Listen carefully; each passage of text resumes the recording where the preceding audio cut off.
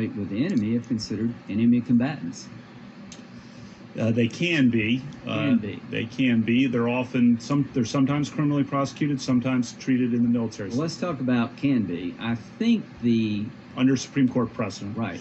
There's a Supreme Court decision that said that American citizens who collaborated with Nazi saboteurs were tried by the military. Is that correct? That is correct. I think a couple of them were executed. Yeah. So if anybody doubts, there's a long-standing history in this country that your constitutional rights follow you wherever you go, but you don't have a constitutional right to turn on your own government, collaborate with the enemy of the nation. You'll be treated differently.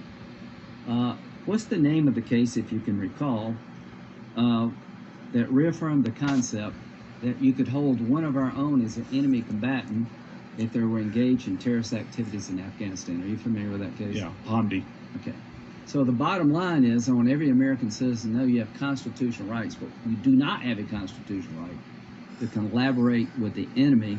There's a body of law well developed long before 9/11 that understood the difference between basic criminal law and the law of armed conflict. Do you understand those differences? I do understand that they're different bodies of law, of course. Now that it has been confirmed that the mass arrest of the deep state, Hollywood pedophiles, and Illuminati members have already taken place, many executions, many have been tossed into Gitmo, kicking and screaming, begging for mercy.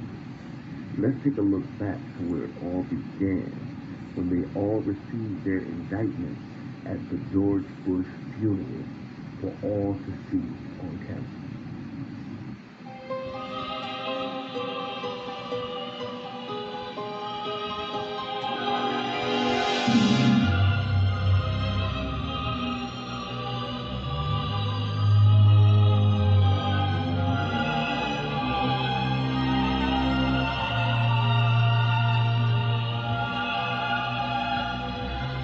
I will not be president. Hopefully that'll be in 5 years from now, but I will not be president. And they're going to die. They're all going to die. Can you imagine if they had a cover, Sleepy Joe Biden? It won't be very much fun. At some point, I will not be president. Hopefully that'll be in 5 years from now, but I will not be president. And they're going to die. They're all going to die.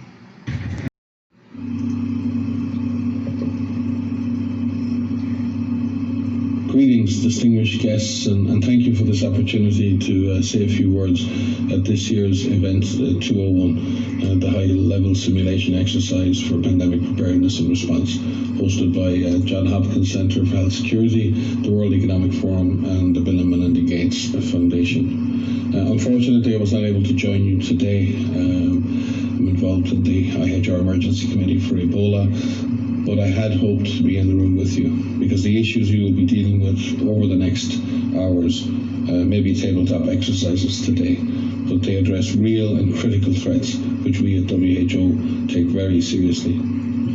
Without a question, epidemic risk has become a global strategic concern. I don't think we've ever been in a situation where we have had to respond to so many health emergencies at once. This is a new normal. I don't expect the frequency of these epidemics to reduce, and in fact, vulnerabilities all over the world, developed and developing countries, have increased, not decreased, driven by many, many factors, mainly through human behavior, economic development, population density, and many others. The scenario you will be presented with this morning could easily become a shared reality one day. I fully expect that we will be confronted by a fast-moving, highly lethal pandemic of a respiratory pathogen. The question is, are we prepared to globally respond to the next major pandemic event? Are we ready to cooperate and perform across countries and across sectors to face such a threat? Have we established the surveillance and risk assessment systems, the communication tools, the supply chains, and the business continuity plans that will be needed not only to protect health in a major epidemic or pandemic, but to protect economic development, to protect political and social systems?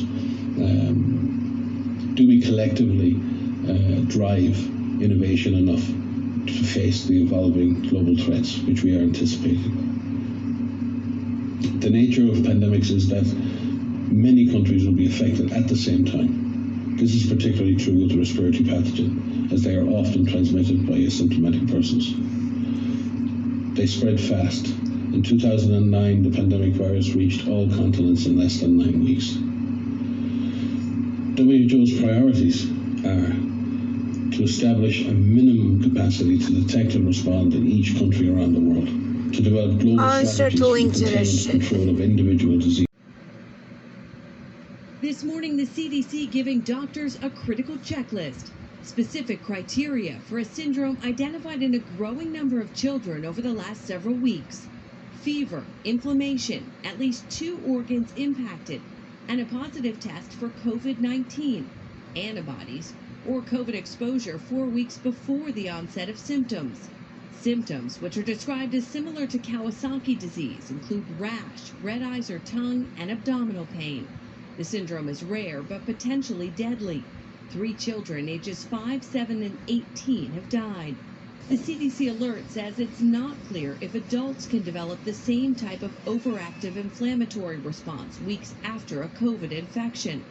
But over 135 cases in children have now been reported across at least 19 states and Washington, D.C. The vast majority in New York, where coronavirus cases peaked about 6 weeks ago. Dr. Jeffrey Burns has been studying the syndrome with more than 1,000 doctors. We haven't yet been able to establish what the direct link is. He says we can expect to see multisystem inflammatory syndrome about 4 to 6 weeks after coronavirus spikes in a given community. It's not like COVID-19. The children are not actively infected with the virus. That's not what we believe this is. And it's not like COVID-19 in the sense that we're still waiting treatments and studies. 4-year-old Amelia tested negative for COVID twice. But when she was rushed to the hospital in severe pain, she finally tested positive for COVID antibodies. We all have the antibodies too. My 3-year-old, myself, and my husband. Amelia ended up on a ventilator, but has responded well to treatment. So we have treatments to give children with this inflammatory syndrome if they develop some of these really life-threatening complications. After 16 days in the hospital, yesterday, Amelia got to go home. Once again, I would like to thank Lady Gaga and Hugh Evans for their partnership. We had a call last week, and I was so amazed by the energy and passion of Lady Gaga. It's incredible commitment. Solidarity, solidarity. That's what we will say every single day. This virus will not be defeated if we're not united. If we're not united, the virus will exploit the cracks between us. And more that the CDC threatened to take away the children because of the COVID-19 shit. Watch this. The coronavirus was initially thought to largely spare children, but now the U.S. Centers for Disease Control and Prevention warns the rate of coronavirus cases among children has been steadily increasing. A new report by the American Academy of Pediatrics finds almost 180,000 new cases of coronavirus. Because, remember, Trump is saving the children. The children are being saved from underground. There's no more child trafficking, no more human trafficking. It's been stopped. And it's getting stopped. Trump is ending CPS. CDC is in panic. They need children. They need Andrenchrome. Remember, guys, it's all about the Andrenchrome. He has finally done it. They have opened up FEMA camps to hold children who might have been exposed to coronavirus. The state of Ohio, under the leadership of Republican Governor Mike DeWine, is opening up quarantine camps all across the state of Ohio to detain children who are suspected of being infected with the Wuhan coronavirus. This is an article by Ethan Huff. Now, according to a U.S. Centers for Disease Control and Prevention advisory, kids who are believed to be potentially been exposed to the dreaded China coronavirus could be forcibly detained at these camps, which will be run by the Federal Emergency Management Agency known as FEMA. In the event that a child is deemed to not have an adequate quarantine space at home, FEMA and the CDC will now have the power to abduct the child overnight and possibly much longer until it is determined that he or she can safely return home. The CDC wrote in its advisory to parents, quote, "Tell school administrators about any extra supplies your child may need to safely make it through a night away from home. Bring extra medicines, special foods, or supplies your child would need if separated overnight. Complete a backpack card and tuck one in your child's backpack and your wallet." Ohio Department of Health Interim Director Lance Himes created these camps through a statewide order issued on August the 31st. The order specifically pertains to children who are unable to self-quarantine in their place of residence for the supposed purpose of isolating those diagnosed with with or without showing symptoms of COVID-19. Missed opportunities from the early days. The WHO's attack on travel restrictions put political correctness above life-saving measures. Travel bans work for the same reason that quarantines work. Pandemics depend on human-to-human transmission. Border control is fundamental to virus control. Since its establishment in 1948, the American people have generously supported the World Health Organization to provide better health outcomes for the world and, most importantly, to help prevent global health crises. With the outbreak of the COVID-19 pandemic, we have deep concerns whether America's generosity has been put to the best use possible. The reality is that the WHO failed to adequately obtain, vet, and share information in a timely and transparent fashion. The world depends on the WHO to work with countries to ensure that accurate information about international health threats is shared in a timely manner. And if it's not, to independently tell the world the truth about what is happening. The WHO failed in this basic duty and must be held accountable. It's time after all of these decades. The WHO failed to investigate credible reports from sources in Wuhan that conflicted directly with the Chinese government's official accounts. There was credible information to suspect human-to-human transmission in December 2019, which should have spurred the WHO to investigate immediately. Through the middle of January, it parroted and publicly endorsed the idea that there was not human-to-human transmission happening despite reports and clear evidence to the contrary. The delays the WHO experienced in declaring a public health emergency cost valuable time, tremendous amounts of time. Organization, there are new accusations that the WHO is trafficking Cuban doctors being sent around the world with little to no pay and possibly against their will. Florida Attorney General Ashley Moody is working on the issue, joins us now live. Attorney General, good to have you with us. Great to be with you. Thanks for having me. Okay, so the allegation is that Cuban doctors are being sent around the world to work in different places. The Miami Herald had a very interesting take on this. They did a piece that is essentially, this is the title: "Despite U.S. warnings, Cuba's medical diplomacy triumphs in the Caribbean during pandemic." They say the political message is clear. Observers of this region there in the Caribbean say, contrary to what the U.S. has been trying to demonstrate by having the doctors chased out of Brazil, Bolivia, and other Latin American nations, Cuba's medical brigades are still needed and appreciated. So, what's the problem? These Cuban medical missions, if you'll call them, are really just disguised human trafficking. These doctors are coerced into going overseas, working on behalf of Cuba.